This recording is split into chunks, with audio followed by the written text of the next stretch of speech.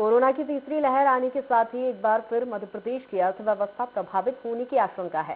Swaraj express से खास बातचीत में प्रदेश के वित्त मंत्री जगदीश देवड़ा ने दावा किया है कि इस संकट से निपटने के लिए सरकार पूरी तरह से तैयार है और कोरोना से निपटने के लिए जनता को भी किसी भी तरह की कमी नहीं आने दी जाएगी। वहीं कांग्रेस के श्वेत पत्र जारी करने की मांग पर वित्त मंत्री ने इसे विपक्ष की खींच बताया है। कमलनाथ सरकार ने भी अपने शासनकाल में कर्ज लिया था, लेकिन कोई भी काम नहीं किया।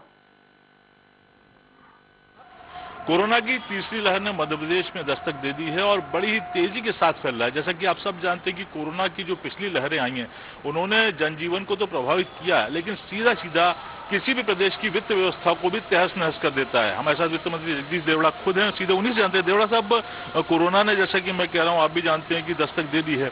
एक बड़ी बहुत ज्यादा चुनौती मैं समझ सकता हूं आपके सामने होगी वित्त प्रबंधन की। किस तरीके से अगर कोरोना फैलता है, फिर अगर अर्थव्यवस्था ध्वस्त होती है, तो क्या प्लान है सरकार के पास? बहुत बड़ी चुनौती सरकार के सामने है, लेकिन सरकार पूरी तरह से इस बात के लिए तैयार है कि अगर किसी भी प्रकार की आवश्यकता होगी तो उसमें कोई कमी नहीं आने दी जाएगी। ऐसा माननीय हमारे मुख्यमंत्री जी ने भी एक बार नहीं अनेक बार कहा है कि संकट की घड़ी में किसी भी प्रकार की कमी हम नहीं आने देंगे। चाहे जो प्रबंधन हमको करना पड़े वो प्रबंधन हम करेंगे, लेकिन कमी नहीं आने देंगे। जहां तक सवाल कोरोना के संकट का है और अर्थव्यवस्था का सवाल है, बजट का सवाल है, यह बात सही है कि पिछले 2 सालों से भी लगातार कोरोना का महासंकट रहा है, जिसके ऊपर आर्थिक प्रभाव पड़ा है और फिर तीसरी लहर ने यह दस्तक दी है और यह तेजी से फैल रहा है।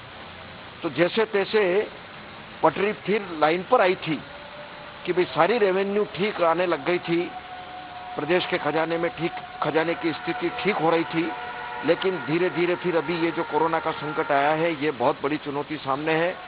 लेकिन प्रदेश सरकार पूरी तरह से तैयार है, काम करेगी और इस कोरोना के संकट से तीसरी लहर के लिए भी पूरे मध्य प्रदेश में हमारे माननीय मुख्यमंत्री जी ने सभी जनप्रतिनिधियों को, हमारे माननीय प्रभारी मंत्रियों को, सबको निर्देशित किए हैं कि सब अपने अपने जिले में जाकर के सारी व्यवस्था, कोरोना से संबंधित, चिकित्सा से संबंधित सारी व्यवस्था को देखें और क्राइसिस मैनेजमेंट की बैठक जिला स्तर से लगा करके नीचे स्तर तक, ब्लॉक स्तर तक और नीचे गांव स्तर तक उन सब व्यवस्थाओं को बराबर देखें। और सभी लोगों से अपील की है, पूरे मध्य प्रदेश के सभी जागरूक लोगों से अपील की है कि वो इस बात का पूरा ख्याल रखें। और जहां तक सवाल है, सावधानी सबको बरतना चाहिए। मास्क लगाने का भी बिल्कुल प्रतिबंध किया है, अगर जो नहीं लगाएंगे उनके ऊपर 200 रुपए का जुर्माना भी होगा, ऐसा निर्देश जारी हुए हैं। और गाइडलाइन भी अभी इसी तीसरी लहर को देखते हुए गाइडलाइन भी जारी की है सरकार ने, जिसमें शादी ब्याह, भीड़ वाले कार्यक्रम, उन सब के बारे में एक गाइडलाइन तय की है। और निश्चित रूप से मुझे लगता है कि सब लोगों को इस बात की चिंता करना चाहिए, सैनिटाइज का उपयोग होना चाहिए और भीड़ से बचने की पूरी कोशिश करना चाहिए। और भीड़ वाले कार्यक्रम से बचेंगे तो मुझे लगता है कि बहुत ठीक होगा। वैक्सीनेशन का काम हमारा चल रहा है। 15 वर्ष से 18 वर्ष के हमारे नए जो युवा हैं, उनके लिए भी अभी वैक्सीनेशन बहुत तेजी से, और मध्य प्रदेश में उसने बहुत तेजी से काम किया है। यह वास्तव में बहुत ही अच्छा काम हुआ है और जिन लोगों को, जिनको और नहीं लगा है, उनके बारे में भी पूरी तरह से तैयार है।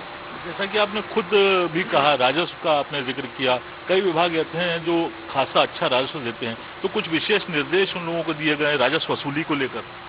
बिल्कुल, यह निरंतर प्रक्रिया है। निश्चित रूप से हमारे जितने भी रेवेन्यू डिपार्टमेंट है वो बिल्कुल मुस्तैदी से काम कर रहे हैं। अभी जनवरी चल रहा है, फरवरी मार्च तक स्थिति में काफी ठीक सुधार होगा और मुझे लगता है कि काफी सारे ऐसे रेवेन्यू विभाग काफी आगे बढ़े हैं।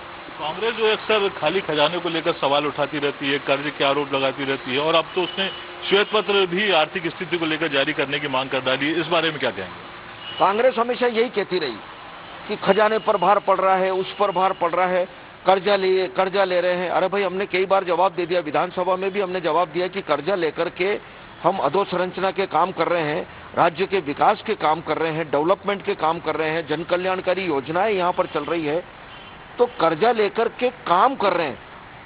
उन लोगों ने तो कर्जा लिया, काम कुछ नहीं किए। और कर्जा भी कोई एक सीमा है इसकी, नियम प्रक्रिया के तहत लिया जाता है। भारत सरकार ने गाइडलाइन तय कर रखी है और उसी गाइडलाइन के अनुसार कर्जा लिया जाता है और संविधान में ऐसी व्यवस्था है, संवैधानिक व्यवस्था है ये। और मुझे लगता है कि बार बार इस प्रकार की बात करना, उनने 15 माह में कुछ किया नहीं। उनने भी, मुझे लगता है कि बाजार ऋण उनने भी लिया था, कमलनाथ जी ने। क्या काम किए उन्होंने, कौन से प्रावधान किए उन्होंने? हमने जो प्रावधान किए वो बहुत सारे विभागों में, जो निश्चित रूप से मुझे लगता है कि जो विकास के काम है, हमने उसमें सबसे ज्यादा ध्यान रखा है। और ये सब केवल उनकी एक खींच है और बाकी मुझे लगता है कि सरकार बहुत अच्छा काम कर रही है और कोई कमी आने नहीं दी जाएगी।